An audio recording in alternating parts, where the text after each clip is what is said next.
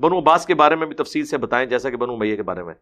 بنو عباس کے بارے میں نے وقتاً فوقتاً ڈسکشن کی، ڈیٹیل اس لیے نہیں کی کہ بنو عباس کا جو ایشو ہے نا وہ نبی علیہ السلام اور صحابہ کے دور کے ساتھ ریلیٹڈ نہیں ہے.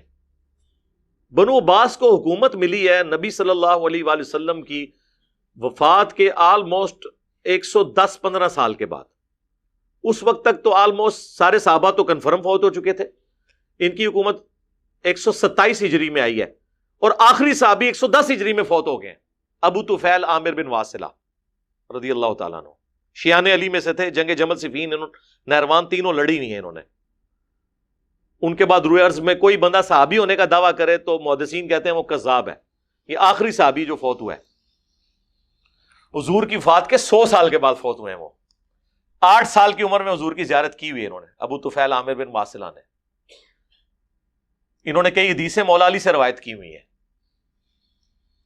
تو یہی آپ کو پتا ہے جب وہ مولا علی جنگ صفین کے موقع پر سنن نسائی الکبریٰ المستدرک للحاکم میں آتا ہے، میں نے کربلا والے ریسرچ پیپر میں بھی ڈالا ہے، جب مولا علی صحابہ سے کہتے ہیں کہ گواہی دو نا میرے لیے، حضور نے نہیں کہا تھا من کنت مولا فہذا علی مولا؟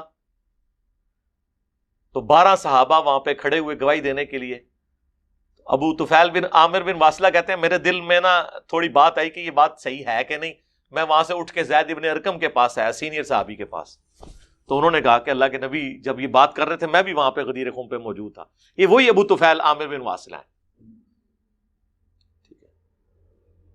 تو ابو طفیل عامر بن واصلہ فوت ہو گئے. اب 127 ہجری میں بنو عباس ہے. اب بنو عباس کا تعلق چونکہ نبی علیہ السلام کے مبارک زمانے سے نہیں ہے، صحابہ کے زمانے سے نہیں ہے، تابعین میں بھی ایسا نہیں، تبع تابعین میں مین ان کا رول آیا ہے، تو اس لیے احادیث کی کتابوں میں ان کے بارے میں وہ ڈیٹیلز نہیں ملتی ہیں. باقی اہل بیت کی دشمنی میں بنو امیہ سے 4 ہاتھ آگے تھے، لیکن ایک خوبی تھی، چونکہ یہ اہل البیت میں سے تھے بنو عباس. جو صحیح مسلم میں زید ابن ارقم سے پوچھا گیا کہ آل محمد کون ہے، تو انہوں نے کیا کہا تھا؟ آل علی، آل عباس، آل جعفر اور آل عقیل. تو چونکہ یہ اہل البیت میں سے تھے تو مولا علی کے لیے بہت رسپیکٹ رکھتے تھے، یعنی ممبروں سے وہ سب و شتم کا سلسلہ ختم ہو گیا. شیعان علی کو خوش کرنے کے لیے انہوں نے اس لیول تک اترے کہ انہوں نے سوائے حضرت عثمان اور عمر بن عبدالعزیز کے، اب میں نام نہیں لیتا پھر مسئلہ خراب ہو جائے گا، ان 2 بندوں کو بنو امیہ کے چھوڑ کے بنو امیہ کے جتنے حکمران تھے ان کی قبریں تک اکھاڑ کے انہوں نے، ان کی لاش ایک بندے کی سلامت نکلی تھی، سلمان اس کی ہشام بن عبد الملک کی، باقی کسی کی لاش بھی نہیں نکلی. اور ان کی ہڈیاں جو ہے نا انہوں نے نا، اور یہ تو نکل، ان کے بڑے امام نے البدایہ والنہایہ میں تاریخ ابن کثیر میں لکھا ہے، تو یہ تاریخ میں ہی ملے گا نا. ٹھیک ہے، وہ ہم نے ایک دفعہ ڈسپلے کرایا تھا کہ کیا نکلا تھا اس میں سے. تو وہ انہوں نے پھر ان کو آگ لگایا اور اس طریقے سے سارا کچھ. یہ بنو عباس نے غصہ اپنا پورا نکالا. غلط ہے، لاش کی تو، کافر کی لاش کی بھی توہین نہیں ہونی چاہیے، لیکن نقصان انہوں نے یہ پہنچایا کہ یہ شیعان علی کو اپنے حکومت کی دوام کے لیے یوز کرتے رہے. حضرت علی سے عشق شو کیا، ممبروں سے حضرت علی کی تعریفیں بیان ہوئیں، اور اہل بیت کے اماموں کو، پہلے امام جعفر کو، پھر امام موسیٰ کاظم کو، امام علی رضا کو، تو مامون الرشید جب 3 بر اعظموں کا خلیفہ بن چکا تھا بنو عباس کا، ہارون الرشید کا بیٹا، اس نے تو اپنا ولی عہد بھی نامزد کر دیا تھا، لیکن بعد میں زہر دے کے مروا دیا. جو مشہد میں مزار ہے بہت بڑا امام علی رضا کا، بنو عباس نے سارے اہل البیت کو شہید کیا ہے بعد میں، لیکن ظاہراً وہ ان کا بہت احترام کرتے تھے، ان کو آگے آگے رکھتے تھے ہر مذہبی ایکٹیویٹی میں، تاکہ لوگوں سے ہمدردیاں اپنے حق میں حاصل کریں. اسلام کے لیے بھی نہیں تھے. سب سے بڑی تو انہوں نے فقہ حنفی جو ہمارے اوپر تھوپ دی ہے، یہ بنو عباس نہیں تھوپی ہے. یعنی امام حنیفہ نے زہر کا پیالہ پی لیا اور چیف جسٹس کا عہدہ قبول نہیں کیا، اور ان کے شاگرد نے، قاضی ابو یوسف نے، وہی عہدہ قبول کر لیا امت کے وسیع تر مفاد میں. پھر ڈنڈے کے زور کے اوپر فقہ حنفی انہوں نے نافذ کیا. حضرت امام مالک کے شولڈر انہوں نے توڑوائے ہیں جب جبری طلاق کے خلاف انہوں نے فتویٰ دیا. بنو عباس نے ہی سب کچھ کیا. تو یہ بھی ایک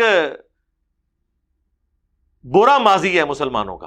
ہاں دنیاوی طور پہ بہت فتوحات ہوئی، وہ سب کچھ ہوا، بڑی سلطنت پھیل گئی، سب کچھ تھا، لیکن ہے یہ وہی تھا. لیکن بنو امیہ کا ذکر اس لیے ہوتا ہے کہ اس کے افیکٹی صحابہ ہیں،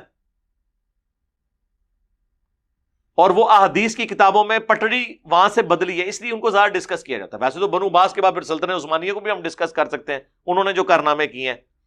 زیادہ شوق ہے تو آپ ترکی والوں کے اپنے ڈرامے دیکھ لیں، میرا سلطان، میں نے تو نہیں دیکھا ہوا لیکن مجھے پتا ہے اس میں وہ سب کچھ جو بتا رہے ہیں اس سے بھی زیادہ برے حالات تھے.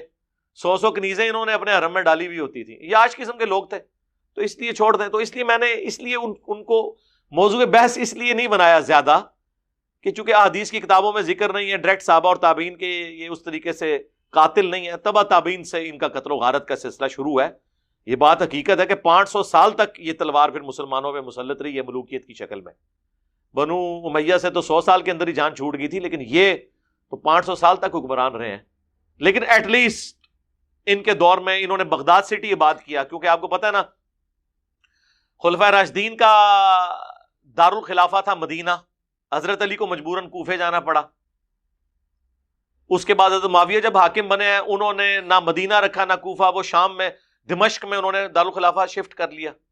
پھر جب بنو عباس بنے تو ظاہر ہے انہوں نے دمشق کو تو نہیں بنانا تھا دارالخلافہ، انہوں نے پھر ایک نیا سٹی آباد کیا بغداد. لیکن رکھا یعنی انہوں نے عراق میں پرشین امپائر والی جگہ پہ اپنا دارالخلافہ. ظاہر ہے وہ بنو امیہ سے نفرت کرتے تھے. پھر بنو امیہ کی حکومت صرف اسپین تک رہی ہے، وہ 800 سال تک، وہ بھی جو کچھ وہاں کارنامے کرتے رہے. آپ کو پتہ کس طرح حکومت ختم ہوئی ہے.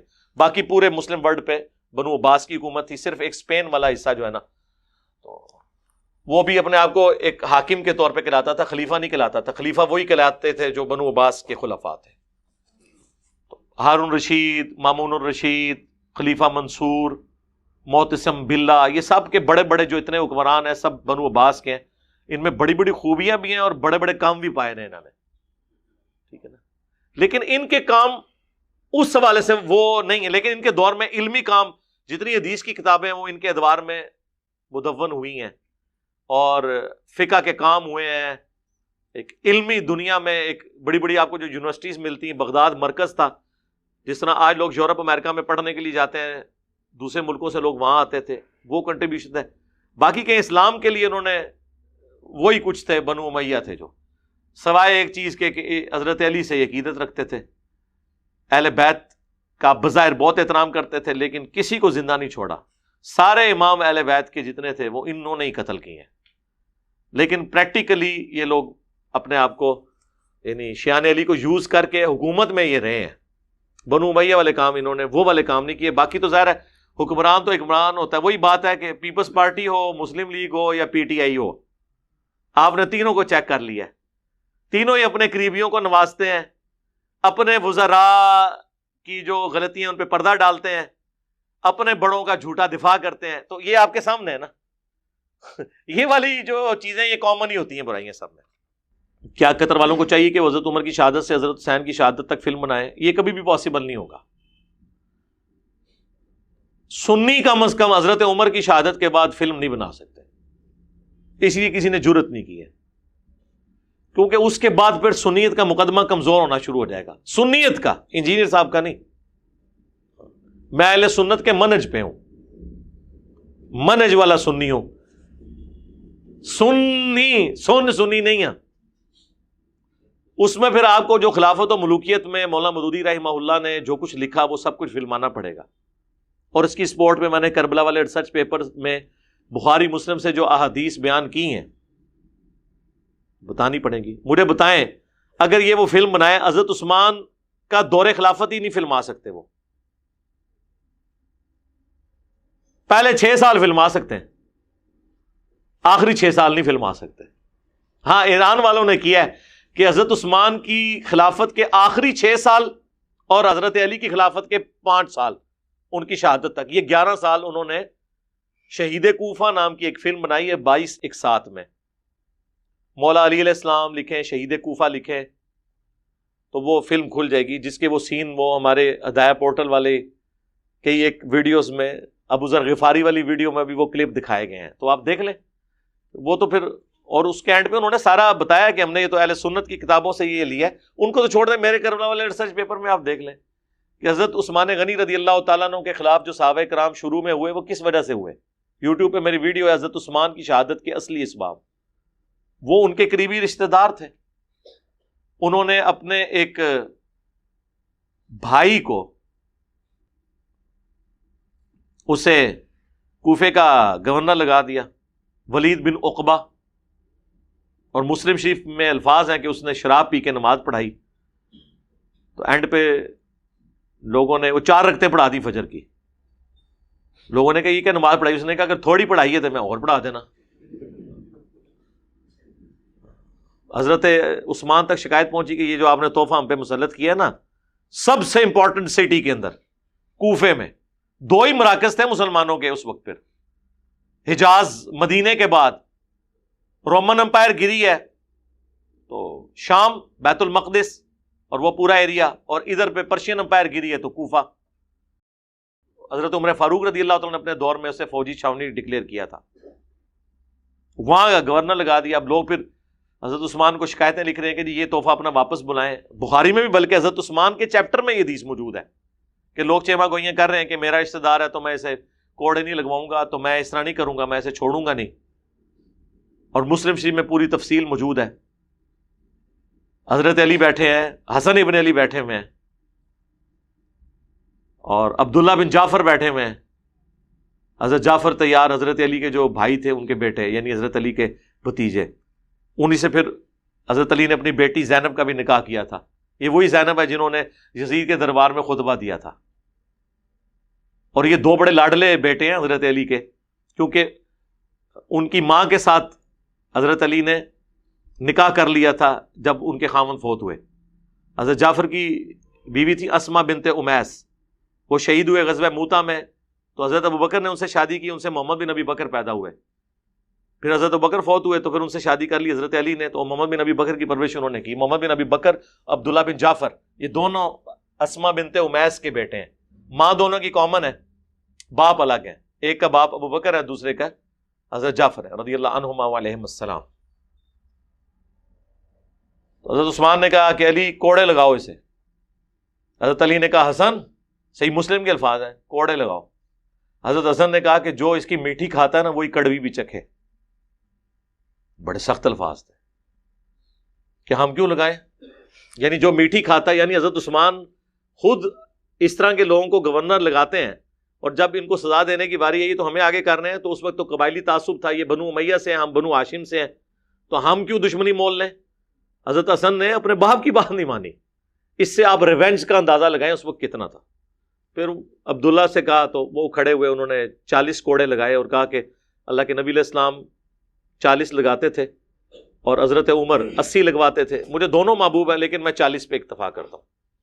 ویسے میرے صاحب 80 لگوانے چاہیے سب. تو اس طرح کی چیزیں یہ کس طرح فلم آ سکتا ہے کوئی؟ پھر کہاں تک بات جائے گی؟ حضرت عثمان کا محاصرہ کرنے والے کئی ایسے اصحاب ہیں جو صلح حدیبیہ کے اصحاب ہیں. تبھی تو صحیح بخاری میں آتا ہے 695 نمبر حدیث، جب لوگوں نے آ کے پوچھا کہ مدینے پر فتنے کے امام کا قبضہ ہے، ہم نماز ان کے پیچھے پڑھ لیں، تو حضرت عثمان نے کہا نیکی کے کاموں میں ان کا ساتھ دو، برائی میں الگ رہو. تو حضرت عثمان کو پتا تھا یہ مسلمان ہیں جو مسجد نبوی میں قابض ہوئے ہیں اور مجھے معصور کر دیا. تو حضرت عثمان کی شہادت کے اصلی اسباب، میری ایک ویڈیو ہے حضرت عثمان شہید کیوں ہوئے اس نام سے. ڈاکٹر اسرار کی تصویر لگی ہوئی ہے اس میں، مولانا مودودی کی لگی ہوئی ہے، میری لگی ہوئی ہے، یہ بتانے کے لیے کہ ڈاکٹر اسرار صاحب کی یہ فیلڈ ہی نہیں تھی. انہوں نے خام مودودی صاحب کے بارے میں اسٹیٹمنٹ دے دی کہ انہوں نے خلافت و ملوکیت میں حضرت عثمان کے بارے میں جو کچھ لکھا میں اس سے ایگری نہیں کرتا. تو آپ کے ایگری کرنے سے تاریخ تو نہیں بدل جانی ہے، حدیث کی کتابیں تو نہیں بدل جانی ہیں. اگر کوئی کبوتر آنکھیں بند کر لے تو بلی تو غائب نہیں ہونے کی. ہاں وہ اپنے آپ کو خوش کر لے کہ بلی مجھے نظر نہیں آ رہی. تو اس لیے میرے بھائی یہ فلم نہیں بن سکتی. جو بنائے گا نا اسے وہ رافضی ڈکلیئر کر دیں گے. اس لیے ٹھیک ہے حضرت عثمان کی شہادت تک ہی رکھیں. اس فلم کے اندر بھی انہوں نے کئی ایک سین چھوڑ دیے. مثلا میرے نزدیک سب سے بڑا جو انہوں نے کام ڈالا ہے نا اس فلم میں، حالانکہ میں سب سے زیادہ پروموٹ کر رہا ہوں عمر سیریز کو، غزوہ خیبر انہوں نے فلمایا ہی نہیں ہے. کیا تھا، 1-2 سین ڈال لیتے. اگر خندق میں ابن عبد الود کا قتل حضرت علی کے ہاتھوں انہوں نے دکھا دیا تو خیبر میں مرہب کا قتل دکھا دیتے، 10 منٹ کی ویڈیو ایڈ ہونی تھی. غدیر خم کا خطبہ دکھایا ہی کوئی نہیں. حجۃ الوداع کا خطبہ پھر بھی انہوں نے پریزنٹ کیا، غدیر خم کا دکھایا ہی نہیں ہے. تو ڈنڈی تو اس میں بھی ماری ہوئی ہے. اور سقیفہ بنی ساعدہ والا بھی جو کچھ دکھایا وہ بھی فراڈ ہے، اس طریقے سے نہیں ہوا جس طرح انہوں نے دکھایا ہے. کچھ ٹھیک ہے، کچھ غلط بھی ہے. تو یہ جو فلم بنائی ہے اس میں بھی انہوں نے ظاہر ہے وہ سنیت کا مقدمہ انہوں نے پیش کیا نا، اسلام کا مقدمہ پیش کرنا چاہیے تھا. بہرحال اس میں بھی بہت کچھ ہے، جو انہوں نے بتا دیا وہ بھی بہت ہے. یعنی جب حضرت علی کے پاس ابو سفیان آتا ہے کہ جی ایک چھوٹے قبیلے کے بندے کو خلیفہ چن لیا ابو بکر کو، تو تم میرے ساتھ آؤ، میں مدینے کو پیادوں سے اور سواروں سے بھار دوں گا، تم خلافت کے حقدار ہو. تو ابو سفیان کو ڈانٹ دیا مولا علی نے اور کہا کہ جب تو مسلمان نہیں تھا اس وقت بھی دشمن اور اسلام کی حالت میں بھی دشمنی کر رہا ہے. یہ انہوں نے فلمایا. یہ بھی فلمایا کہ جب حضرت عمر سے لوگ ملنے آتے ہیں تو ابو سفیان بار کتنی دیر انتظار کرتا ہے اور کہتا ہے میں تو مکے کا سردار تھا، مجھے کیوں نہیں مل رہا. تو حضرت عمر ان لوگوں کو مل رہے تھے جو شروع میں مسلمان ہوئے تھے، وہ ان کے نزدیک تو کمی کمین تھے. وہ غصہ کھا گیا. لیکن حضرت عمر نے کہا نہیں، جو اسلام میں پہل کیے ہوئے ہیں وہ پہلے ہیں، یہ تو نہیں کوئی سردار ہے تو اب ادھر بھی مزے لوٹے اور ادھر بھی آ کے. یہ بھی انہوں نے فلمایا ہے. جب شام فتح ہوتا ہے تو وہاں پہ سہیل ابن عمرو کے سامنے ابو سفیان کہتا ہے کہ پہلے یہ لوگ ہمارے بادشاہ تھے، اب ہم یہاں کے بادشاہ ہیں. تو کہتے ہیں نہیں، اللہ کے نبی کو اللہ نے بادشاہ بنا کے نہیں بھیجا. ٹھیک ہے، تو وہ والا جو معاملہ، اس طرح کے سارے سین انہوں نے فلمائے ہیں، چھوڑا کچھ نہیں ہے لیکن کچھ چیزیں چھوڑ بھی دی. حضرت علی کی شہادت کی وجہ کیا تھی؟ حضرت علی کی شہادت کی وجہ خوارج تھے. خوارج کو بڑا غصہ تھا حضرت علی پہ. 3 خارجی تھے، انہوں نے آپس میں یہ طے کیا تھا کہ 3 بندے ایکسز آف ایول ہیں، نعوذ باللہ. حضرت علی، حضرت معاویہ، عمر بن عاص، تینوں کے لیے بندوں کی ڈیوٹیاں لگیں. حضرت معاویہ تو اس دن فجر کے لیے گھر سے نکلے ہی نہیں، اور عمر بن عاص زخمی ہوئے، وہ بچ گئے، اتنا زخم نہیں لگا. حضرت علی شہید ہو گئے، خارجیوں نے آپ کو شہید کیا تھا. اور لیکن کچھ دن آپ سلامت رہے ہیں، فوراً نہیں شہید ہوئے، ہوش میں تھے. ساتھیوں نے کہا ہم اس کا پورا گھر جلا دیں گے، پوری فیملی ختم کر دیں گے. حضرت علی نے کہا نہیں، اگر میں شہید ہو گیا اس زخم سے تو میرے بدلے اسی کو قتل کرنا، اور اگر میں بچ گیا تو پھر میری مرضی میں اسے معاف کروں، جو بھی مسئلہ ہے. اس کو بڑے آرام سے کھانا کھلایا، آرام سے رکھا. سر یہ حضرت علی کا حوصلہ ہے. اور مجموع الزوائد کے اندر المستدرک للحاکم میں یہ حدیث موجود ہے. حضرت علی خطبے میں کہتے ہیں کہ مجھے نبی علیہ السلام نے فرمایا تھا کہ اے علی، ایک شخص جو ہے وہ تیرے سر کے خون سے تیری داڑھی کو رنگ دے گا. تو حضرت علی نے کہا کہ ایک شخص کھڑا، اس نے کہا حضرت اگر یہی بات ہے تو آپ اپنا کسی کو خلیفہ مقرر کر دیں. انہوں نے کہا میں اپنا خلیفہ کسی کو مقرر نہیں کروں گا، رسول اللہ جس طرح ہمیں چھوڑ کے گئے تھے میں تمہیں ویسے ہی چھوڑ کے جاؤں گا. تو وہ آگے سے بلیک میل کرنے لگا، کہنے لگا حضرت پھر آپ اللہ کو کیا منہ دکھائیں گے؟ انہوں نے کہا کہ میں اللہ سے دعا کرتا ہوں اگر تمہارے حق میں کوئی چیز بہتری ہے تو میرے بعد تمہیں کوئی بہتر حکمران دے دے گا، اور اگر تمہارے لیے شر لکھا ہے تو پھر تو میں تو کچھ نہیں کر سکتا. ٹھیک ہے نا، میں اپنے کندھوں پہ بوجھ نہیں اٹھا سکتا کہ میں کسی کو، یعنی حسن ابن علی کو بھی انہوں نے نہیں بنایا. یہ تو بعد میں حضرت عبداللہ ابن عباس باقی صحابہ نے مشورے سے 6 مہینے کے لیے جو خلیفہ رہے وہ بعد میں. وہ کہتے ہیں حضرت علی نے حسن کو بنا دیا تھا. نہیں، انہوں نے کیوں بنانا تھا، ان کی تو طبیعت نہیں تھی. اور مجموع الزوائد کے اندر یہ حدیث موجود ہے المستدرک للحاکم میں، سنن نسائی الکبریٰ میں، کہ عمار بن یاسر اور حضرت علی تھے، دونوں سوئے ہوئے تھے. حضور دونوں کے پاس آئے، دونوں کے جسموں سے مٹی جھاڑی، بڑے لاڈلے تھے، اور حضرت علی سے کہا اٹھ ابو تراب. ایک تو بخاری مسلم میں ابو تراب والی حدیث ہے نا، یہ بھی ہے ایک آگے والی. اور کہا پھر میں تمہیں 2 بڑے بدبختوں کے بارے میں نہ بتا دوں؟ اگلی امتوں میں سب سے بڑا بدبخت وہ تھا جس نے قوم سمود کی اونٹنی کو قتل کیا، حضرت صالح علیہ السلام کی جو اونٹنی تھی، اور قوم پر عذاب آ گیا. میری امت کا سب سے بڑا بدبخت وہ ہوگا جو اے علی تیرے سر کے خون سے تیری داڑھی کو رنگ دے گا. تو قوم سمود کی اونٹنی قتل کرنے پہ قوم سمود پہ عذاب آیا، مولا علی کو قتل کرنے پہ، مولا علی کو تکلیفیں دینے پہ اس امت پہ ایسا عذاب آیا کہ دوبارہ خلافت راشدہ قائم ہی نہیں ہو سکی. اب امام مہدی والا معاملہ ایک ایکسٹرا آرڈنری ہے وہ ایک الگ بات ہے.